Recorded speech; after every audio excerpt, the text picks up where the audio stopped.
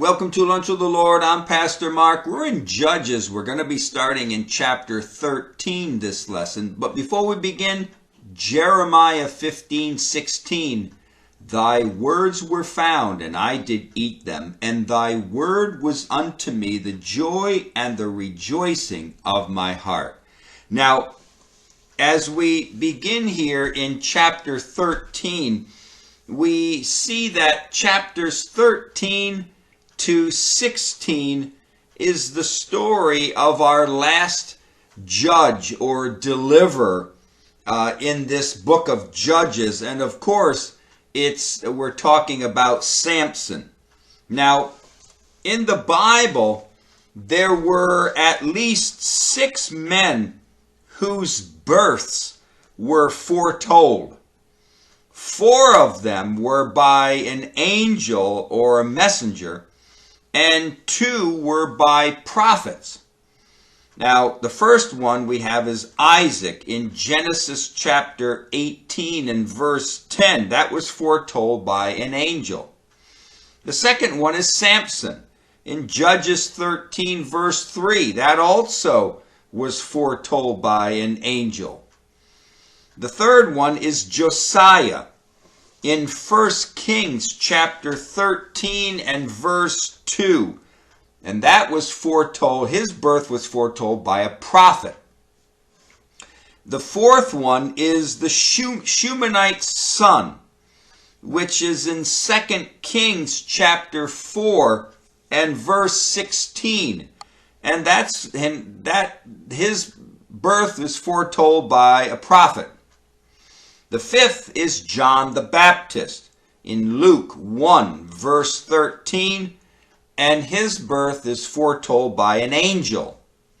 And the last is Jesus himself in Isaiah chapter 9 and verse 6 and Luke 1 verses 30 and 31. And Jesus, his birth was foretold both by a prophet and an angel. Now, but of all of these foretold births, none was as specific and as restricted as Samson's. Like John the Baptist, Samson was not only to be a Nazirite, but a Nazirite from his mother's womb. Specific instructions were given to Manoah and his wife on how to bring up their child. Samson was the last judge that God would give to his people. Yet, inside Samson were opposing qualities that could be seen in how he acted and in how he was within himself. Samson was supposed to be a Nazirite, yet he associated with sinful people and he touched dead bodies. Now, at times, he reveals his faith in God, yet at other times, he could not control his fleshly desires. He was strong in battle, yet he did childish things. He was strong physically, but he was weak when it came to resisting temptations. At times, he relied upon God, but most of the time, he was selfish. You know, like every Christian that is in this world, we are told to put on the armor of God and to resist the attacks and the temptations that come from the enemy. But there is an enemy that resides underneath the armor that also attacks our faith and our walk with God, wanting us to choose the temptations that come from without. And that's our sinful nature. Yes, we are told by Paul to put on the armor of God because the enemy attacks us. But you have to understand, there's an enemy inside, underneath this armor. And that enemy inside of us, which is our sinful nature, that enemy has the same nature as Satan himself. And that nature, that sinful nature that's within us, it craves and it desires to do the things that it's, in a sense, its father nature wants it to do. The sinful nature comes from Satan, and it wants to do what its father wants it to do, and that's sin.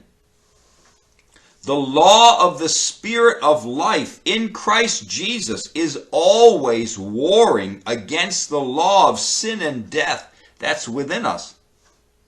We also must be careful to put on the armor of God and to never take it off. Otherwise, we will become just like Samson, strong in one area and yet weak in other areas, having a faith in God for our daily life, yet deeply selfish, being a child of God, separated unto God's will, and yet also touching the dead things of this world. If we don't watch ourselves, we'll become just like Samson. Samson's life should be an example to us of what not to be like. Now, let's read verse 1. And it says here, chapter 13, verse 1 says, "And the children of Israel did evil again in the sight of the Lord. And the Lord delivered them into the hand of the Philistines for 40 years. Now, for the last time in this book, we read that Israel did evil in the sight of the Lord. And when I say it's the last time, what I mean is it's the last time in chronological order concerning this book. Although the evil is not stated, it is probably the sin of idolatry which gets the children of Israel into trouble with God again. God delivers, or he gives the Israelites into the hands of the Philistines.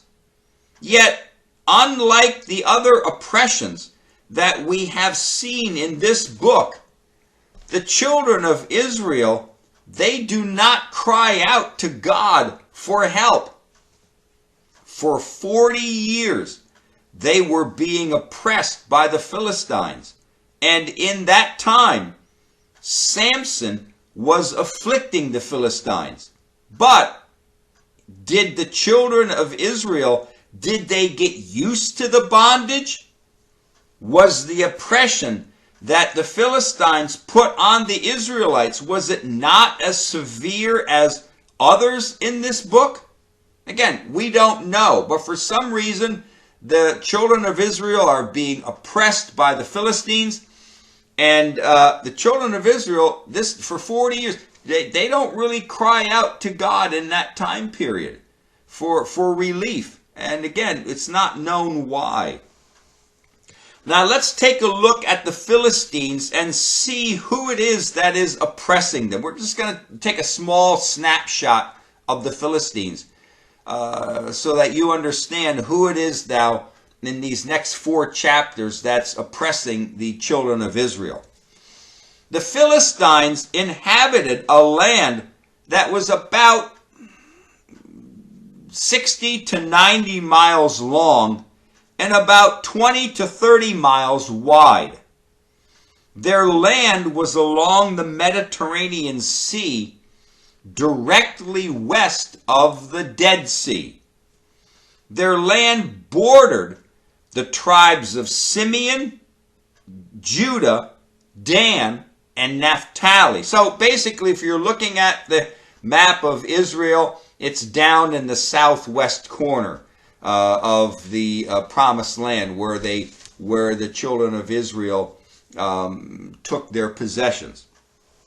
It is not sure whether they settled in this fertile land from the north up by Greece or from around Egypt. But we do know that the Philistines, they were from another area of the world, and they came and they settled in this area of where the promised land is.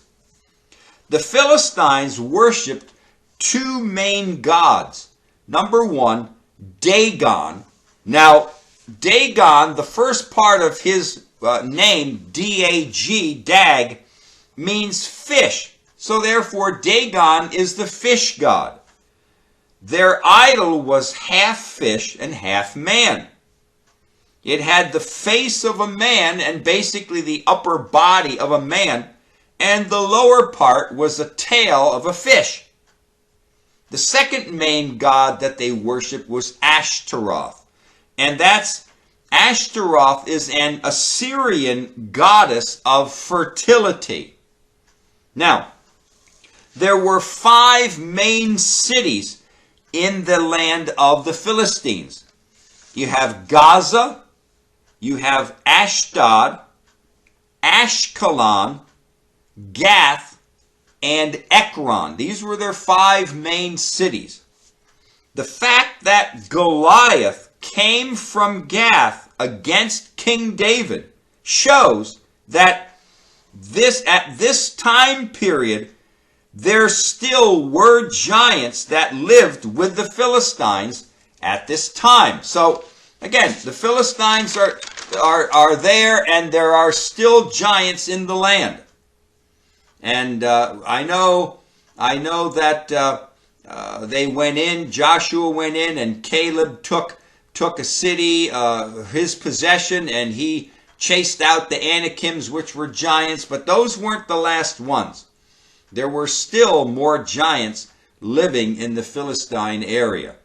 The children of Israel should have driven them out, them meaning the Philistines. They should have driven them out of their land after Joshua had died, but they didn't. Therefore, according to Judges chapter 3, verses 2 through 4, God is going to use the Philistines to help teach the children of Israel 2 main things. Number 1, to war, and number 2, to test them to see if the children of Israel will keep the commandments of God. So the Philistines are still there. They should have, honestly, they should have been driven out.